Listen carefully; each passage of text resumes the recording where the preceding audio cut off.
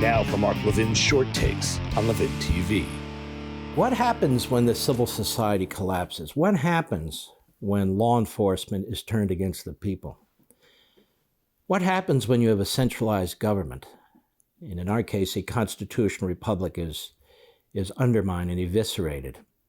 What happens when you have these various Marxist movements in a society that take hold of our school systems and take hold of really every cultural aspect of a country? You have a communist regime. You have it in North Korea, you have it in China, you have it in Venezuela, and you have it in Cuba. The people of Cuba want to rise up.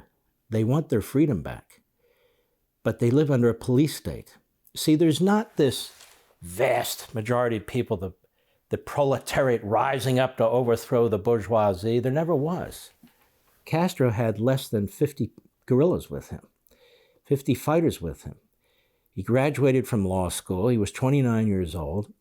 He came from a fairly well-to-do family. By the way, he took his own father's land, part of the revolution, and they took over the country. You look at Mao. There wasn't an uprising of the masses. He had a goodly number of people behind him, but certainly not a majority.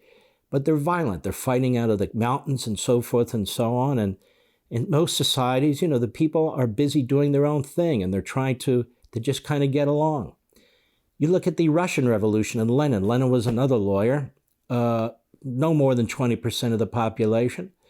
Look at Venezuela, what took place there. The vast majority of the people want Maduro out.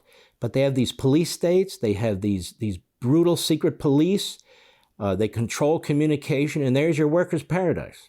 There's utopia, there's paradise. And that's what goes on. And why do you think people in blue states want to go to red states? Why do you think people in red states are very fearful of Joe Biden and the Democrat Party and what they're going to do to the red states? Why do you think people are appalled by the kind of language that's used by Biden and his party? Not just the vileness of the rhetoric, but also the kind of rhetoric that you would expect from Marxists: class warfare, victim, oppressor, and this sort of thing that goes on. One group against another, dehumanizing the individual. This is exactly what the Democrat Party is doing today. So the people in Cuba are trying to rise up, just as the people in Iran tried to rise up. But when you control the military, the secret police, all forms of communication, and all the rest of it, it becomes very difficult. And in every one of those societies, the people are disarmed. Every single one of them. Our framers were geniuses. That's why there's a Second Amendment, because they understood that. They understood if the King of England could, he would have disarmed them. Every single one of these societies, the Marxist societies, they control the police, they control the military, and you can't fight back because you don't have any weapons. None. Want to see more? Sign up for LevinTV.